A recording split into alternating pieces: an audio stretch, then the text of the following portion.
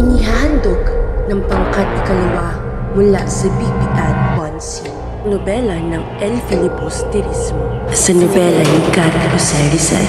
Isang mapangahas na pagsasalaysay na naglalarawan ng paglaban at pag-asa sa harap ng mga hamon ng lipunan.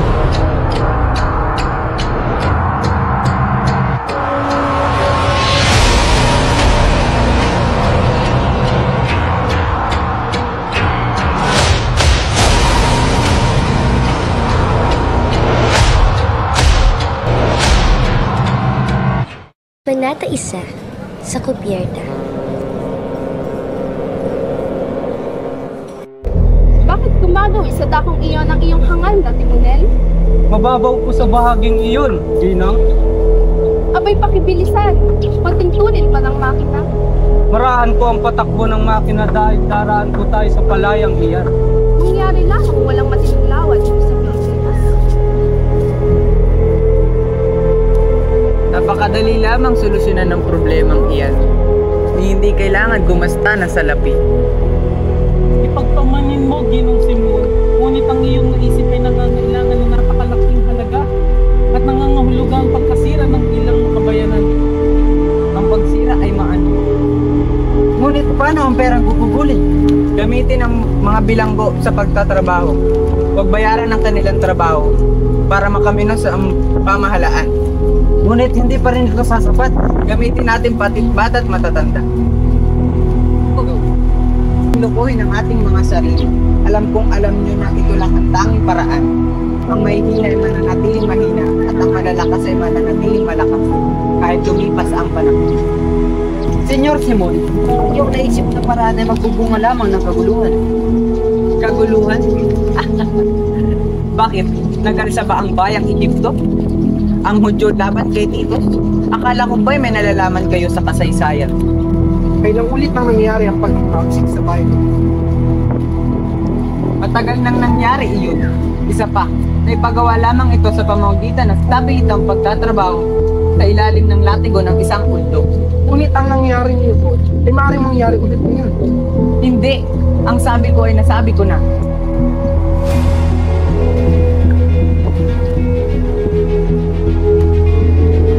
Bulatong Amerikano. Porkit malapit sa kamahalan, akala mo kung sino na umasta. Walang utang na loob. Ang utot ng salapi ng mga Indyo. Mag-aalas ng brilyanteng huwad.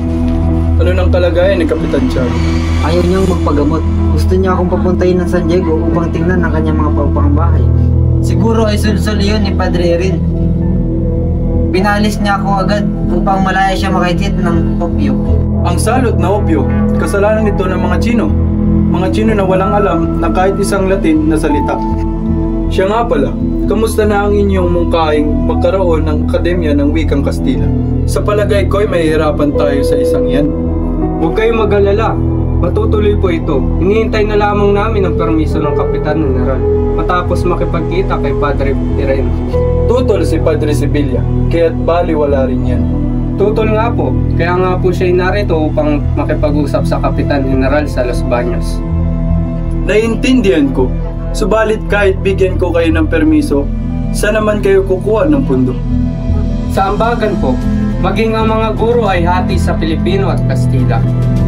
Kaninong bahay ang gagamitin ninyo? Sa mayamang si Macaraig po, iaandog niya ang isa sa kanyang mga bahay. Hindi naman masama ang gusto niyong mangyari. Ang panahon ngayon ay paurong na.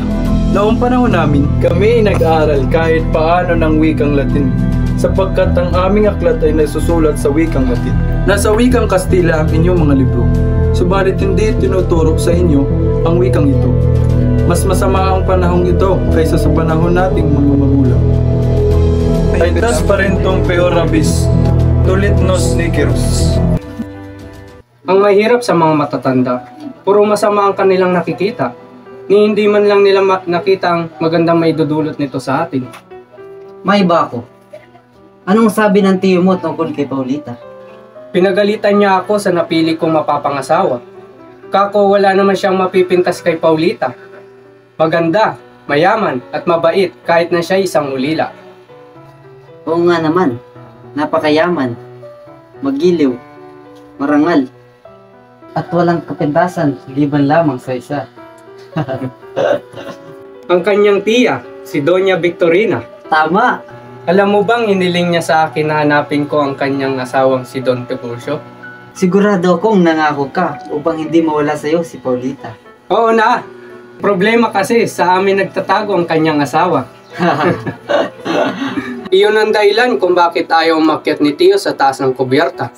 Siguradong usisain sa kanya ng Donya ang tungkol kay Don Tiburcio. Narito ka pala, Basilio. Magbabakasyon ka na ba? Kababayan mo ba siya? Kamusta ang probinsya? Hindi niyo po ba alam? Hindi pa ako nakakapunta sa lugar na iyon. Lalo na't wala namang namimili ng alahas. Marahil ay mahihirap ang mga tao doon. Hindi kami bumibili ng mga bagay na hindi namin kailangan. Huwag kang magalit, binata. Wala naman akong masamang ibig sabihin doon. May nakapagsabi lamang sa akin na ang mga parokya dito ay hawak ng isang klerigong de Indio. At kapag hawak ito ng isang paring Indio, ay tiyak mahirap ang bayang ito. Ang mabuti pa ay uminom na lamang tayo ng serbesa para sa ikauunlad ng inyong lalawigan. Mabuti sa katawan ng serbesa. Ika nga ni Padre Camora. Kapansin-pansin ang kawalan ng sigla ng bayang ito dahil sa dami ng tubig na iniinom. Ang tubig ay nakakapatay ng apoy. Ang tubig maaaring makapuksa ng sangkatauhan o lumunod ng mundo pag naging dagat. Napakainam na sagot. Ngunit pagtatawanan ka lamang ni Padre Camora sa inyong mga sinabi. Hindi siya naniniwala sa mga ganyang bagay. Iinumin ko na ang aking serbesa. Bakit yata palaban ka ngayon, kaibigan? Hindi ko alam kung bakit, pero nakakatakot ang lalaking iyon. Hindi mo ba alam? Siya ang tinatawag na Kardinal Moreno. Siya yung taong minumura pag nakatalikod at pinupuri naman kung nakaharap. Dumadalaw ba siya kay Kapitan Tiago? Mula pa nang siya'y dumating.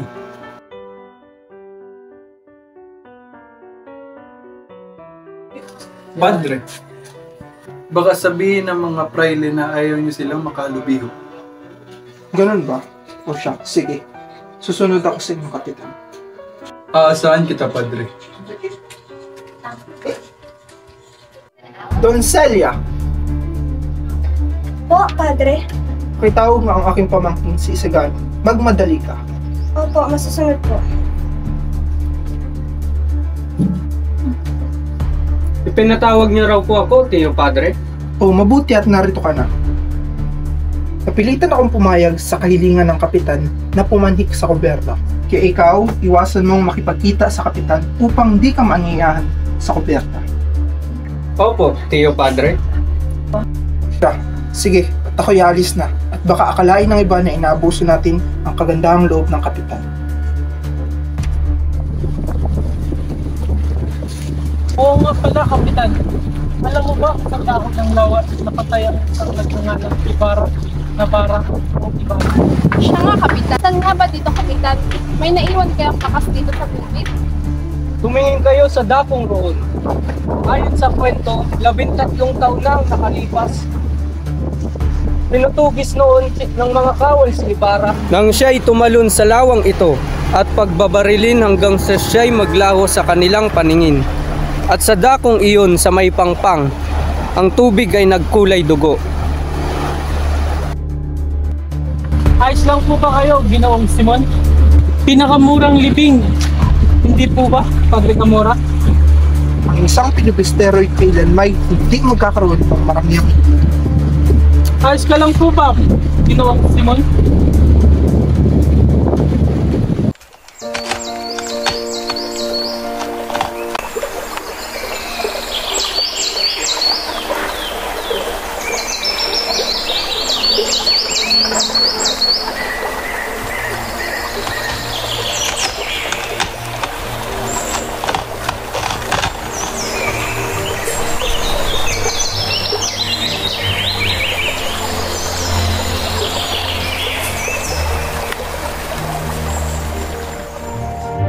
Mayroon ako magandang ipabalita sa inyo, mga anak. Sa masaganang ating ani, nagpagbili ko ito sa mataas na halaga. At napagdesisyon na namin ang inyong ingkonselo na papag-aralin kayong magkapatid. Talaga po, Ama? Magandang balita yan, Ama. Naalala niyo po ba si Basilio? Naaral po siya ngayon sa Manila at nag-aaral. Balita ko, napakagaling niya sa klase. Sa isang taon ay magtutungo ka na din ng Maynila. Makakapag-aral ka na rin tulad ng ibang dalaga sa bayan.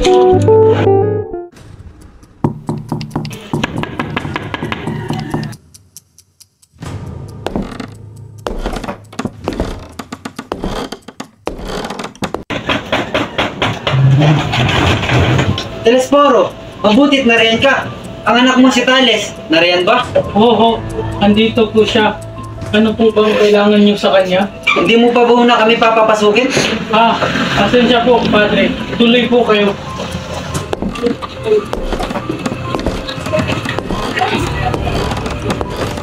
Narito ako upang singilin siya ng buwis. Buwis! Ikakabayad ko lang nung isang buwan Nung isang buwan pa yon, kailangan mo magbayad ngayon para sa buong ito. Ang buwis ay 200 piso. 200 piso? Abay, sumusobra naman ho ata kayo, Padre. Saan ho kami makakakuha ng ganyang kalaking halaga? Magdaan-daan ka sa iyong pananalita, Thales.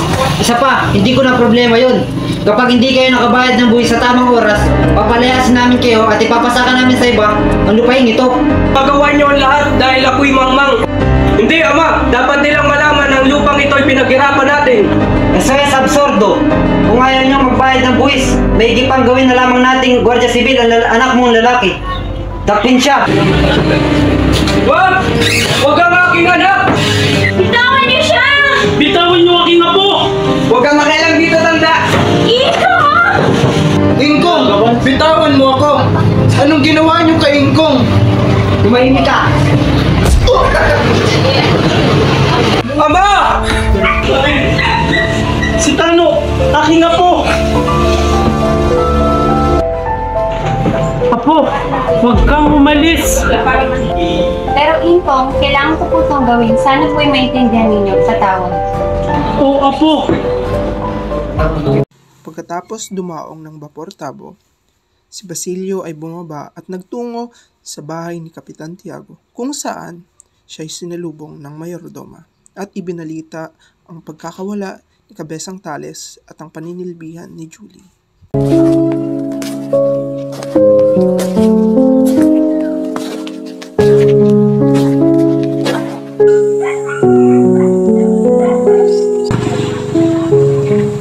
Kamusta na po kayo, Ina? Maligayang Pasko po sa inyo. Naalala ko po ang mga araw na magkasama kita ni ng Crispin. Minsan hindi ko po kayo nakalimutan.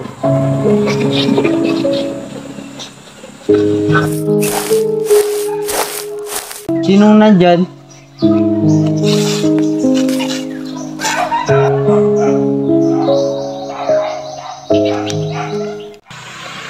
Anong ibig sabihin nito? Nagpapanggap si Ginoong Ibarra bilang si Simon. Pero paano? Bakit? Tanda ko pa nun, 2 silang lalaki. Ang isa ay ang sinunog na bangkay na may tama ng 2 bala ng baril. At ang isa naman ay ang tumulong sa akin na ilibing si Ina. Kung ganoon, sino Ginoong Ibarra? At sino ang maghahalas mo sa Simon?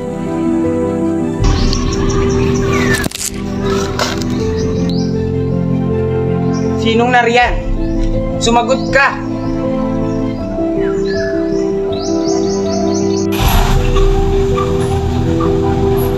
Maaari ko po ba kayong tulungan, Ginoo? Ikaw? 13 taon na nakakaraan nang tulungan niyo kong ilibing ang bangkay ng aking ina at sunugin ang bangkay ng isang lalaki. Hayaan niyo naman ako makapagpasalamat sa inyong ginawa. Bakit? Sino ba ako sa palagay mo? Isa kang dakila. Marami ang nag-aakalang patay ka na, maski ako'y nalungkot sa balita.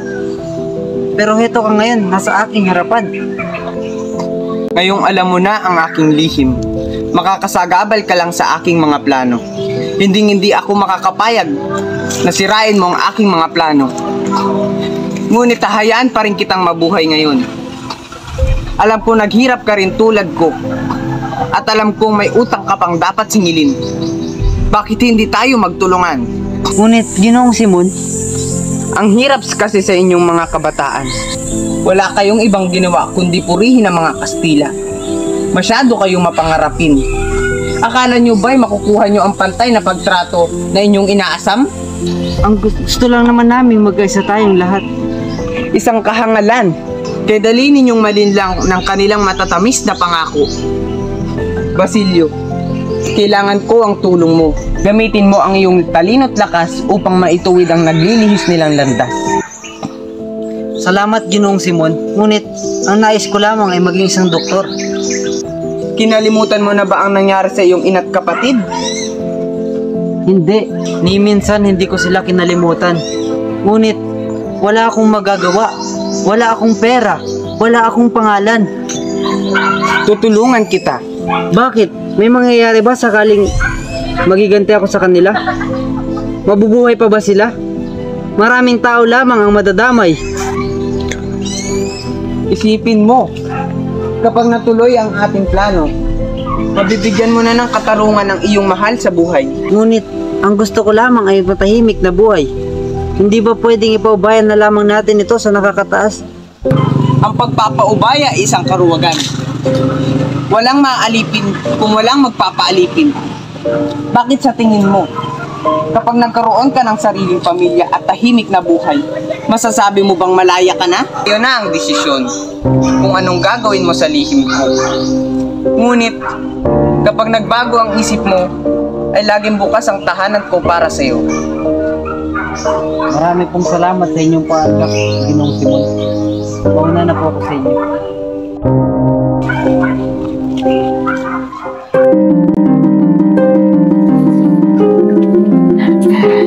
Julie, maaari ka nang magsimula bukas. Pero, Pasko ho bukas. Kung ganun, ibalik ko na lang ang perang pinahiram ko sa iyo. Sige ho, pupunta po ulit ako dito bukas.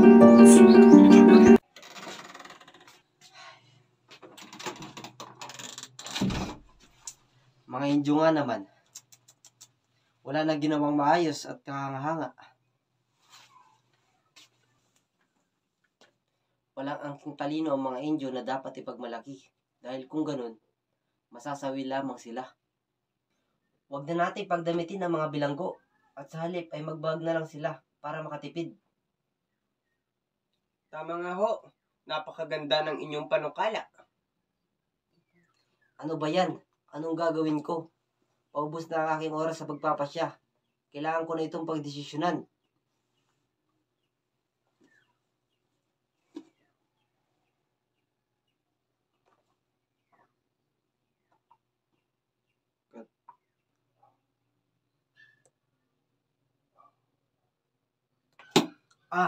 Napakagaling ko talaga. Ang aking pagpapasya ay tapos na. Nasaan ang asawa ko? Ho? Pero hindi ko po alam kung nasan si Don Tiburcio. Sabihin mo sa kanya, patay man o buhay, gusto ko siyang makita. Matagal ang 10 taon na paghihintay upang makapag-asawa kung muli ka. Tia, nahulog ho ang iyong abaniko. Ano? Saan? Doon ho. Nako, ba't naman hinayaan mong mahulog doon ang aking abaniko?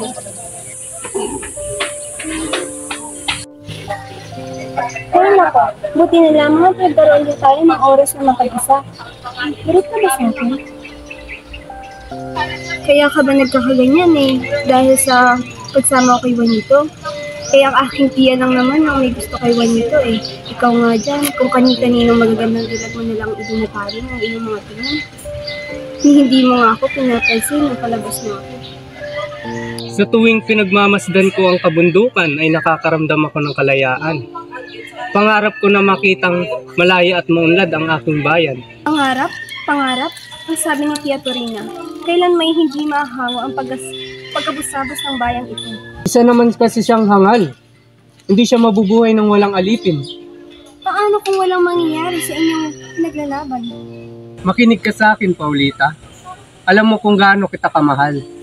Kung walang mangyari at namatay ako sa aking paniniwala, mamamatay akong maligaya, ipinaglaban ang karapatan ng inang bayan. Paulita, umuwi na tayo at maggagabi na. Umabay ka na sa amin.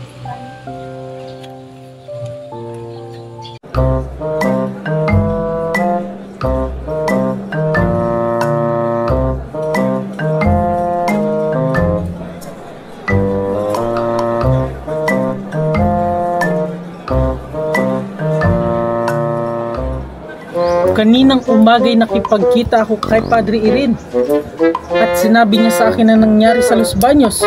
Tutuldawan lahat.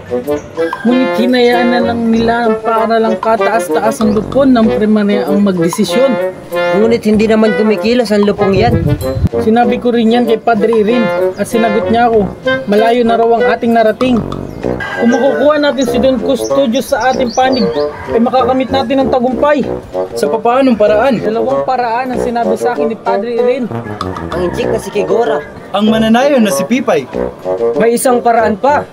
Maaari tayong lumapit kay Ginoong Pasta. Ang abogadong hinihingian ng payo ni Don Custodio? Oo, siya nga. Isa siyang kamag-aral ng aking amayin. Ang problema lang ay kung paano natin siya kakausapin upang pakiusapan si Don Custodio na paboran tayo. Hindi ba't si Ginoong Pasta ay may kalago yung isang mananahi? Wala na bang ibang paraan bukod sa pag-aandog ng kanilang mga kalaguyo? Huwag kang maarte. Isipin mo na lang ang kaginhawang magagawa noon. Kilala ko ang babae, si Matea. Huwag mga Ginoo.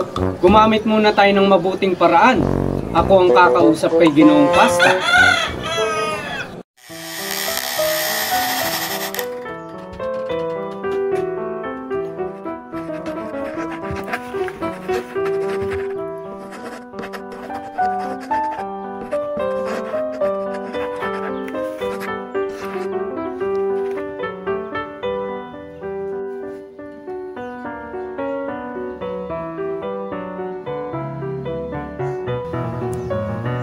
Kaya pala. Upo ka. Kamusta ng iyong amain? Ayos lamang po ang kanyang kalagayan. Ganon ba? Naparito ako para makiusap po sa inyo na mamagitan sa aming panig. Naniniwala ang mga kabataan na labis kayong nagmamahal sa inyong bayan, Sinilangan. Ayaw kong makialam sa ganyang usapan. Oo nga't mahal ko ang lupang Sinilangan. Subalit, marami akong ari-arian. Posibleng mailagay ako niyan sa panganib. Di po namin hangad na ilagay ka namin sa kagipitan. Ngunit kahit kakaunti lamang ang nalalaman namin sa batas, hindi masamang makiisa sa mga hadikain ng pamahalaan at sikaping siya ay maalinsunod ng mabuti. Iisa lamang po ang aming layunin, nagkakaiba lamang ng pamamaraan. Kahangahang kasagutan. Ngunit, hindi niyo pa rin ako mapapapayag. Pinata, isang tabi mo ang hakbang na inyong ninanais sapagkat iyan ay mapanganib. Hayaan niyo na lang na ang pamahalaan ang gumawa ng hakbang. Yan lang ang aking maipapayo sa inyo. Kung gayoy, mauna na po ako.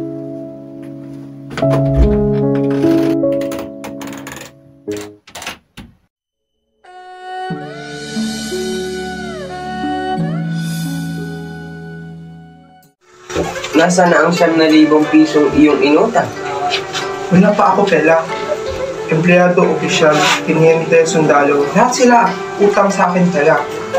Ngunit wala pa bayad. Di ko alam paano bayad utang. Tulok kay Quiroga. Ngayon ko pa naman kailangan ng salapi. Pero alam mo naman kaibigan kita. Kung gusto mo, gawin na lamang natin 7,000 ang utang mo. Kayo nakakapagpapaok ng adwana ng lahat ng inyong naisin. Mga kahon ng porselana, bakal, lampara, at mga baril para sa mga kura. O ano, papayag ka ba? Sige, payag ako. Basta kikita ako, Pela. Pero, delikado kontrabando. Baka huli tayo sundalo. Kamain.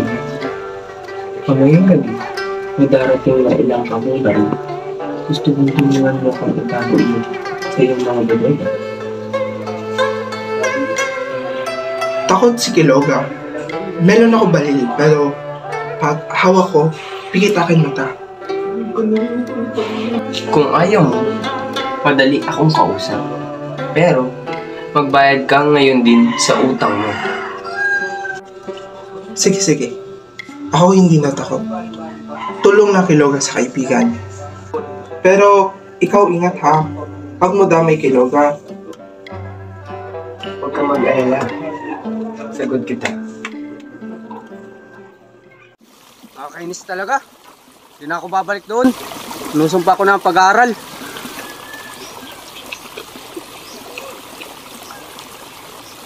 Kung ihulog ko kayong mga to sa ilog, panira talaga ng araw.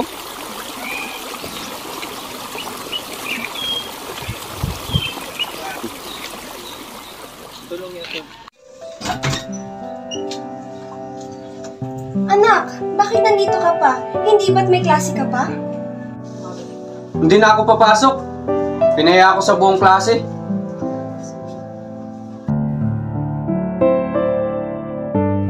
Tatalo na lang ako sa dagat, manunulisan, bago bumalik sa pamantasan.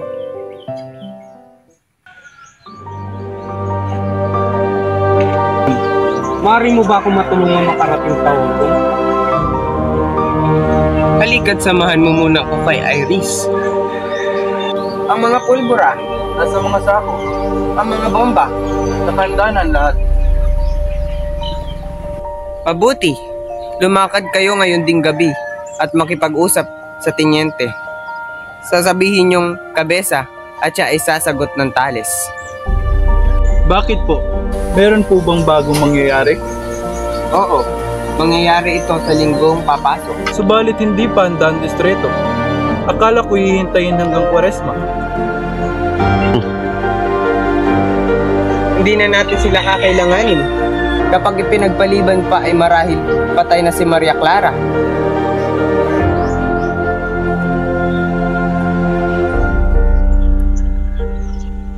Sandali na lamang ay magkikita na tayo.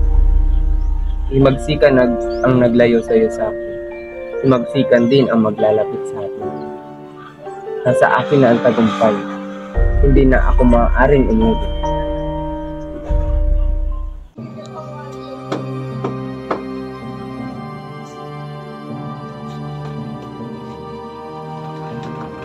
Kung kadala ko kayong Ginoong Simon, Kamusta ang may sakit?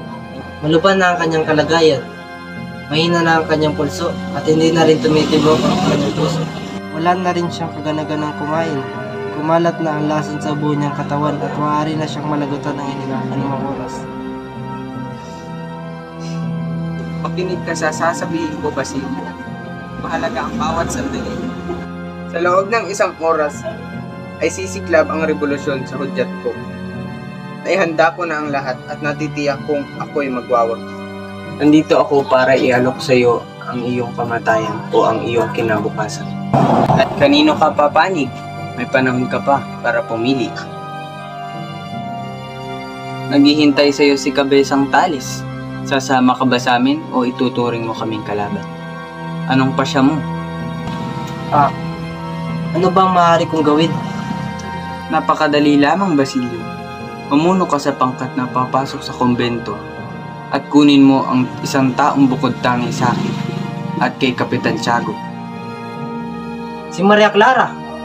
Oo, nais kong iligtas mo siya. Pero, nahuli na po kayo ng dating. Bakit? Anong ibig mong sabihin? Si Maria Clara ay patay na. Anong patay na? Kaninang hapon o lamang, ganap na alas 6. Hindi yan totoo. Buhay pa si Maria Clara. Sinasabi mo lang yan dahil ayaw mo siyang kunin. Ilang araw na siyang may sakit. Nagpunta ako ng kumbento upang malaman ang kanyang kalagayan. Ginoong Simon, si Maria Clara ay...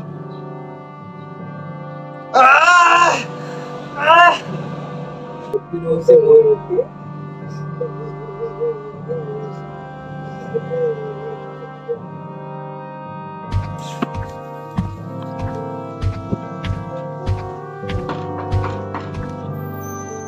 Napadaan po kayo, Hermana Valley. Pasok po. Kamusta? Mabuti naman po. Mabuti? Hindi mo pa alam ang balita, ano? Ano pong balita, Hermana? Nakulong si Basilio. Ngunit hindi ako naniniwala na sangkot si Basilio sa nakasaad na sa paksil. Tahimik at mabait na tao si Basilio, kaya hindi niya magagawa iyon. Nangyari sa iyo?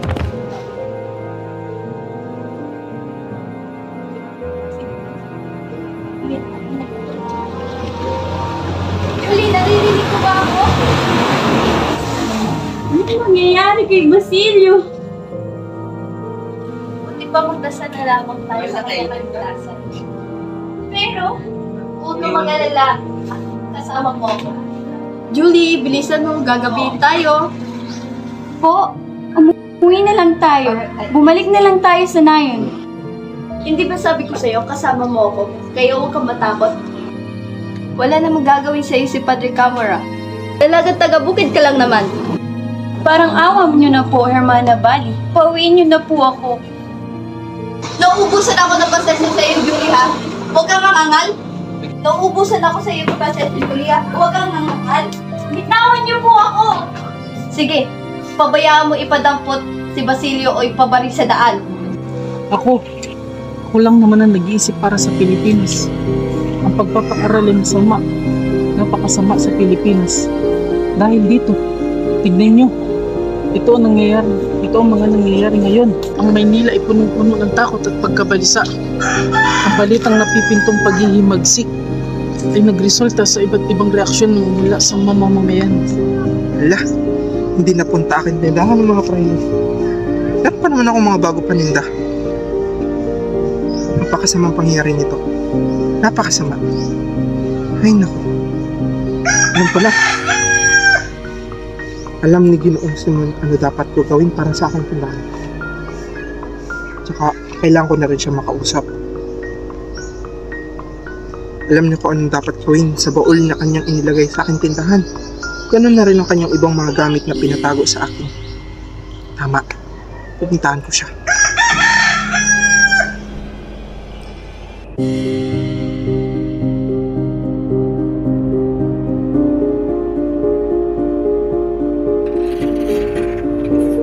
Santiago.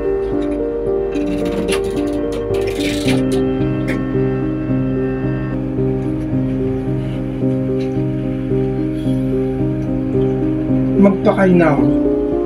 Iyon ang bilin ko sa kanila noon. Paano na lang kung wala ako nung panahon na iyon? Tumanak na sana ang dugo.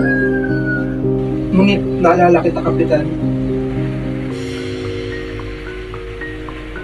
Walang napala ang pangkat ni Basilio sa General. Nanghinayang lang sila wala si Simon noon sapagkat ito'y may sakit.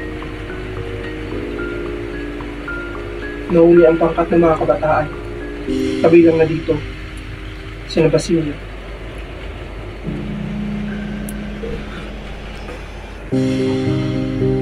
Kapitan Tiago! Kapitan!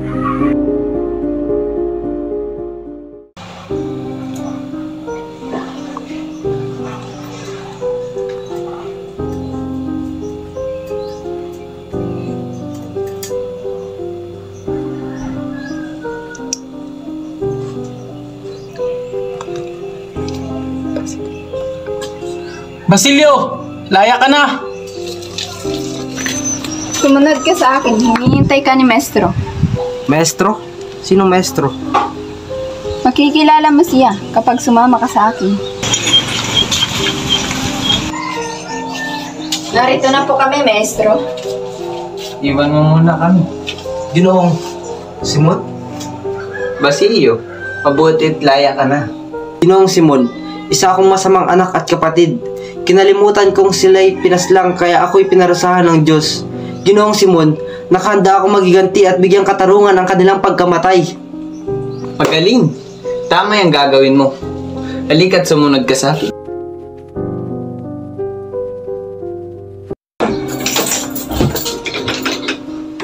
Pampasabog!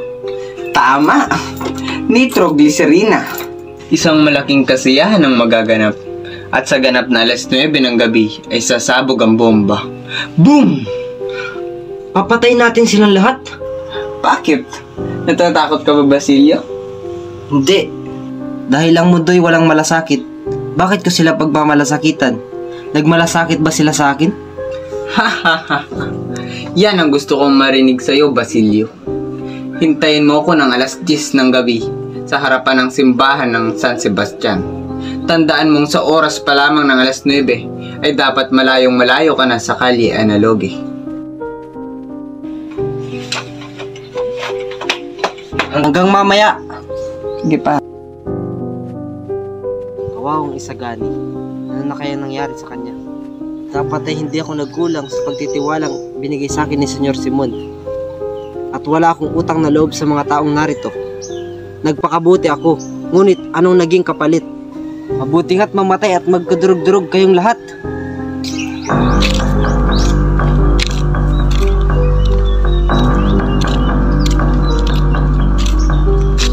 Ka pupunta? Bitawan mo ako, kailangan ko makita si Paulita. Gusto mo bang mamatay? Ha? Anong pinagsasabi mo, Basilio? Makinig ka sa akin, huwag ka nang tumuloy. Sasabog ang bahay na yan. Ano? Bitawan mo ako. Mas mabuting umalis na tayo sa lugar na ito. Bitawan mo ako. Isagani! Sa dating tahanan ni Kapitan Tiago, nagsasaya ang mga pare, ganun din ang ilang mga don at ang mga tao. Pinasok ni Isagani ang bahay at habang nagkakagulo ang mga tao dahil sa sulat ni Crisostomo Ibarra, ninakaw ni Isagani ang lampara, tinakbo at inihagi sa ilog. Makalipas ang ilang sandali, maririnig ang isang malaking pagsabog.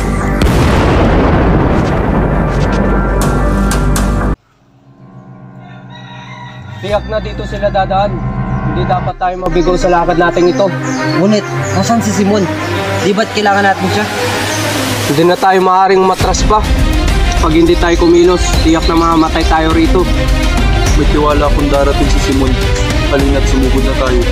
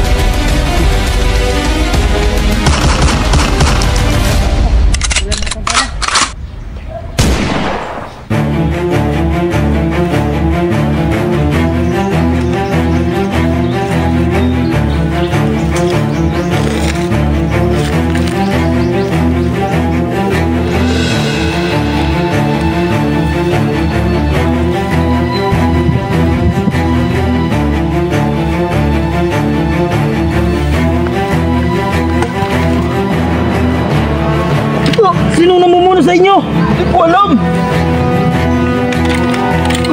Magsalita ka kung ayaw mo mamatay.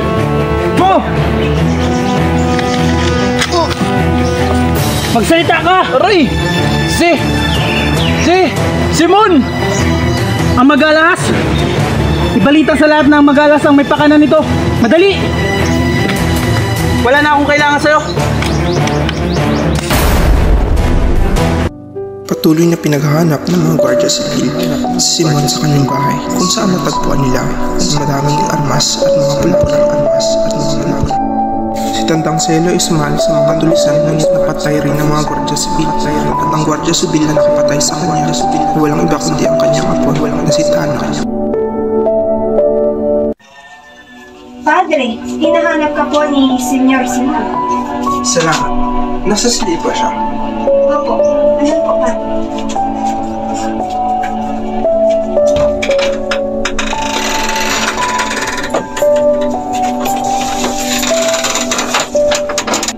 Oh, Simon, di naramdam ka ba? Mawawala din ito.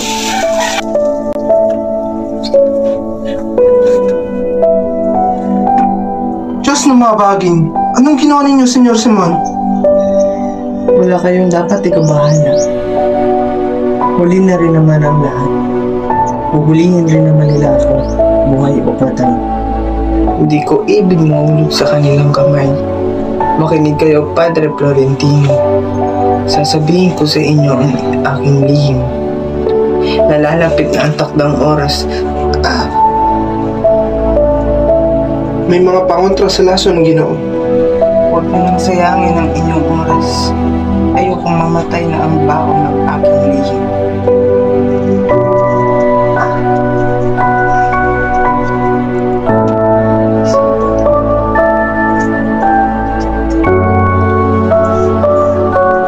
Ang Diyos ay mapagpatawad. Sa kabila ng inyong pagkakamali, nakikita niya ang inyong paghihirap. Kung ganon, bakit niya ako pinabayaan? Sapagkat mali ang pamamaraan ninyo. Ang pag-ibig ang tanging tagapagligtas, Ginoo. Kung ganon, nagkamali ako.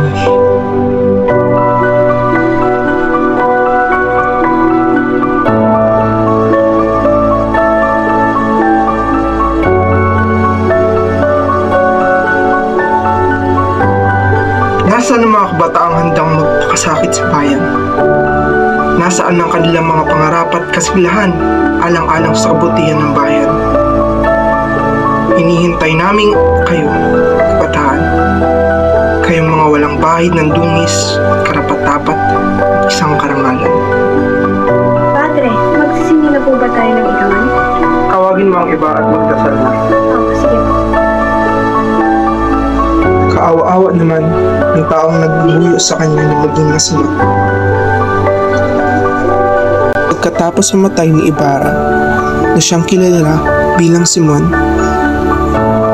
aking kinuha ang kanyang maleta na naglalaman ng kanyang kayamanan at nagtungo ako sa talampas.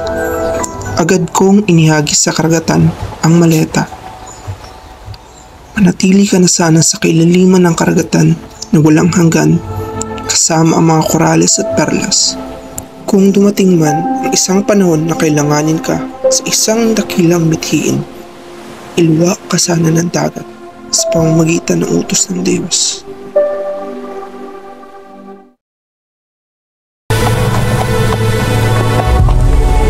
Jose Rizal, Jose Rizal.